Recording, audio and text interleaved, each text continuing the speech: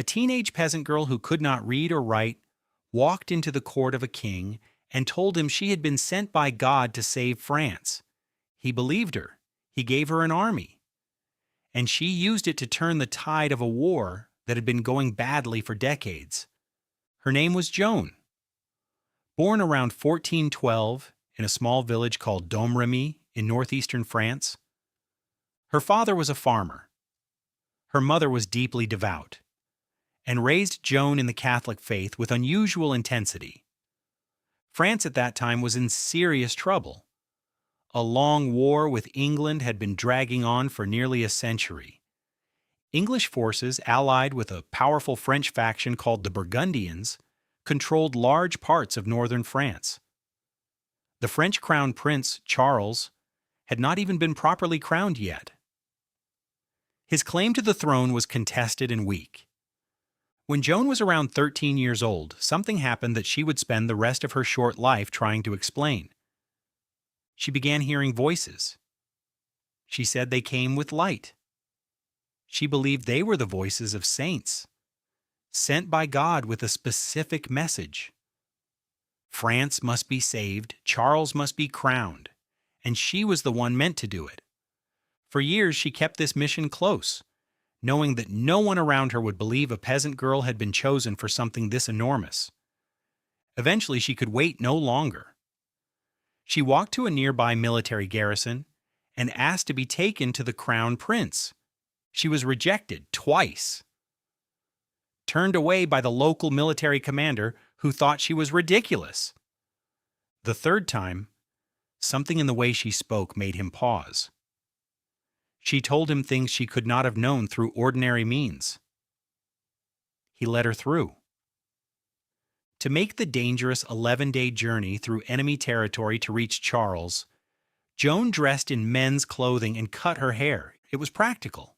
It was also scandalous for the time. That choice would later be used against her in court. When she finally reached Charles, his advisors tried to trick her. They disguised the prince, placing him among a crowd of courtiers to see if she could identify him. She walked straight to him without hesitation. The room went quiet. What she said to him in that private meeting has never been fully recorded. But whatever it was, it convinced him. Charles gave her armor, a horse, a military household, and soldiers. In April 1429, Joan rode out with the French army toward the city of Orléans.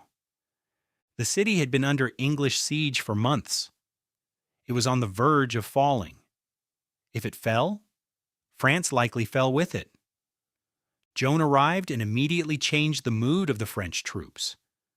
She was direct, decisive, and completely fearless in a way that soldiers who had been losing for months found almost impossible to resist. Within 9 days of her arrival, the siege collapsed. The English, who had held those positions for months, abandoned them. It was one of the most dramatic reversals in the entire 100 Years' War. During the fighting, Joan was struck by an arrow in the shoulder. She pulled it out herself and returned to the battle. Witnesses would retell that moment for the rest of their lives. The victory at Orléans was followed by more French wins. Town after town fell back into French hands. Joan pushed Charles to move immediately to Reims, the traditional city where French kings were crowned.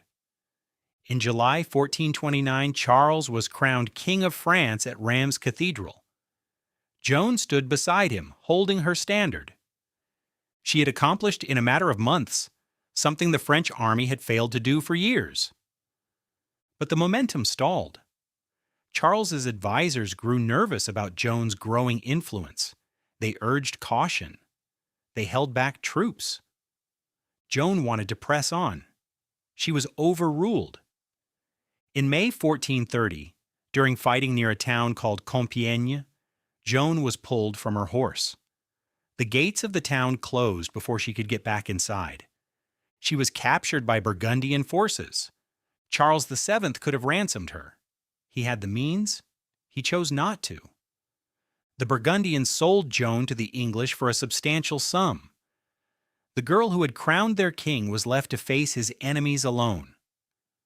She was imprisoned in a cold castle under English guard for months. She attempted to escape more than once. She was caught each time. In January 1431, a church court began her trial for heresy. The charges were shaped by the English, who needed her condemned not as a military enemy, but as a servant of evil. The trial was politically motivated from the start. Joan had no lawyer and faced the court alone. Her answers were remarkably sharp. Judges and observers noted that she handled complex theological questions with a directness that made trained clerics uncomfortable. When asked whether she was in God's grace, she replied that if she was not, God would put her there, and if she was, God would keep her there. The room had no good answer for that. She was brought to a scaffold and threatened with immediate death unless she signed a document renouncing her visions. Faced with the flames, she signed. But days later, she returned to wearing men's clothes and declared that her voices had returned. Under the court's rules, this sealed her fate. On the morning of May 30th, 1431, Joan of Arc was brought to the marketplace in Rouen. She was 19 years old. A sympathetic English soldier made her a small cross from 2 pieces of wood and handed it to her. She held it as the fire was lit. Even people who had signed her death warrant reportedly wept openly. One English official was said to have stated afterward that they had burned a saint. To make sure nothing remained, the court ordered her body burned 3 times. Her ashes were thrown into the Seine. They wanted to erase her completely. It didn't work. France continued winning. The war ended in 1453, 22 years after her death, with a full French victory. In 1456, a new trial declared her original conviction invalid. Her name was cleared. Her own mother had petitioned for this reversal for 25 years without stopping. In 1920, nearly 500 years after her death, Joan of Arc was declared a saint by the Catholic Church. A peasant girl who heard voices that told her to save a kingdom and who actually did it. She was betrayed by the king she crowned, condemned by a court that had already decided the verdict, and burned in a public square at 19. And 5 centuries later, France still carries her name.